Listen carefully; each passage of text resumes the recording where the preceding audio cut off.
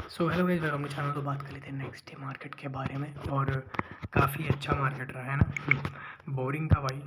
और ऑलरेडी बताया बोला हुआ था कि आप लोगों को क्या करना है क्या नहीं। अगर उसके अकॉर्डिंग चले हो तो अच्छी बात है, नहीं चले तो कोई बात नहीं यार।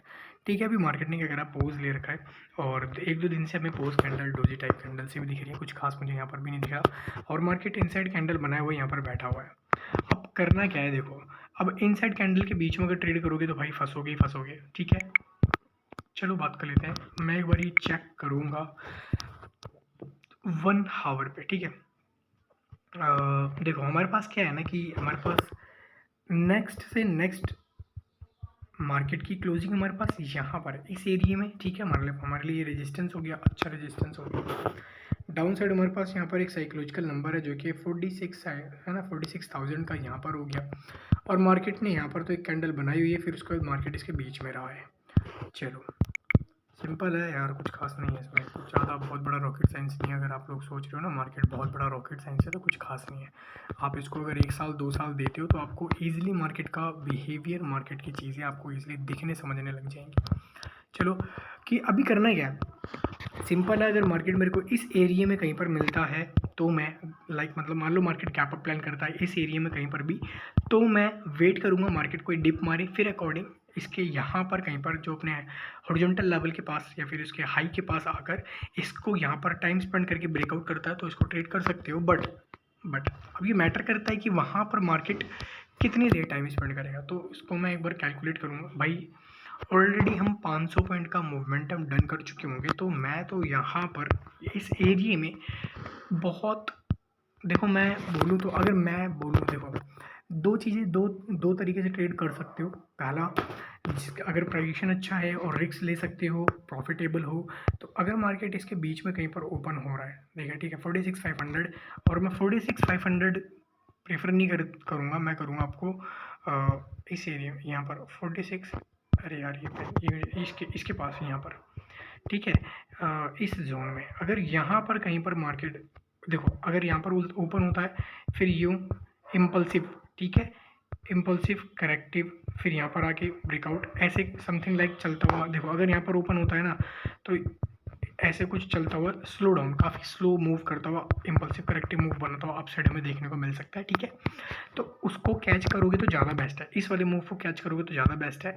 बट अगर आप लोग इसके यहाँ पर आने के बाद अगर कुछ प्लान कर रहे हो तो ब्रो थोड़ा सा रिस्की हो जाएगा। क्यों, ऑलरेडी 500 पॉइंट का मूवमेंटम हो चुका होगा और यहाँ पर आने के बाद, ऐसे आने के बाद, मतलब ऐसे ऐसे आएगा, तो ऐसे आने के बाद मैं एक रिट्रेसमेंट उसके बाद यहाँ पर अगर आता है तो मैं यहाँ पर कम से कम वेट करूँगा मार्केट आधा घंटा, 1 घंटा समथिंग।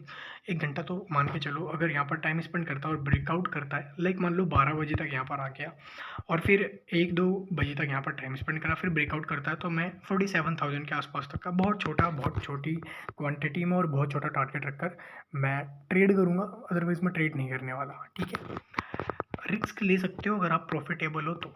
सेकंड चीज़, अगर मार्केट मेरे को इस डाउन एरिया में मिलता है यहाँ पर, तो मैं यहाँ पर भी सेम वही चीज़, वही थ्योरी अपनाऊंगा जो मैं आप साइड अपना रहा हूँ। ठीक है, सिंपल है। अगर यहाँ पर आता है डिप, फिर एक करेक्शन, फिर एक डाउन साइड का मूव, तो ये वाली चीज़ कंटिन्यू कर सकते हैं। बट डाउन साइड में हमारे पास एक यहाँ पर क्या है, ये एक जोन है, बट मैं प्रेफर करूँगा इस वाले जोन को, 46,250। अब मार्केट जब इसके पास यहाँ पर आकर यहाँ पर कोई रेंज बनाता है, यहाँ पर खुलता है, रेंज बनाता है, फिर एक डिप मारता है, छोटा सा रिकवर, फिर इम्पल्सिव करेक्टिव मूव बना, तो यहाँ पर हमें देखने को मिल सकता है। या फिर अगर मैं इसको कैलकुलेट करूँ, इस एरिया को कैलकुलेट करूँ यहाँ से, तो इस एरिया के पास तक ये 300 समथिंग कुछ का मूव ऑलरेडी डन कर रहा है। तो इसके अकॉर्डिंग मैं बात करूँ तो अगर मार्केट मेरे को यहाँ पर, ठीक है, अगर यहाँ पर कहीं भी मेरे को मिल जाता है गैप अप या gap down, sorry gap down अगर हो जाता है, यहाँ पर कहीं पर मिलता है मेरे को, तो मैं प्लान करूँगा कि मार्केट यहाँ पर कम से कम 1 से 2 घंटा या 1 घंटा कोई रेंज बनाए, या मार्केट यहाँ पर खुलता है तो छोटा सा रिकवर, फिर यहाँ पर आके टाइम स्पेंड करके फिर ब्रेकडाउन करेगा ना अगर 46,000 को, तो मैं एक ट्रेड यहाँ पर भी प्लान करूँगा। ठीक है, बट वहाँ पर कुछ मैटर करता है, यहाँ पर रेंज मैटर करती है, तो उसको थोड़ा सा मैं देखूँगा। तो आप भी थोड़ा सा फोकस करें कि मार्केट अगर यहाँ पर आ रहा है तो कैसे प्राइसिंग या कैसी चीज़ें बना रहा है वो। सेकंड चीज़ ये है कि ऑल डन हो चुका है, जो मुझे समझाना था मैंने समझा दिया। सेकंड चीज़ ये है ब्रो कि प्लीज़ थोड़ा सा भी क्वांटिटी के ऊपर कंट्रोल रखना कि बहुत बड़ी क्वांटिटी ट्रेड मत करो। हाँ, हाफ क्वांटिटी अभी कर लो, ट्रेड प्रॉफिटेबल जा रहा है तो उसको और ऐड ऑन कर दो। उसके बाद ये नहीं कि होना चाहिए कि हाँ, तुरंत ही एक साथ ही तुमने क्वांटिटी सारी की सारी लगा दी और वो ट्रेड गलत में चला जाए, फिर वो तुम्हें दुःख देगा। तो पहले वो लगाओ जिसका लॉस तुम सह सकते हो, उतना ट्रेड करो। सेकंड, फिर अगर तुम्हें लगता है कि मेरा ट्रेड अच्छा चल रहा है या अब मार्केट मुझे कुछ क्विक मूव या अब मार्केट मेरे जो मेरा पाथ है उस पाथ पे बहुत अच्छे से चल रहा है, तो आप दोबारा से क्वांटिटी को ऐड ऑन करो और उसको बैठ कर एंजॉय करो। सिंपल। थैंक यू, मिलते हैं फिर नेक्स्ट वीडियो।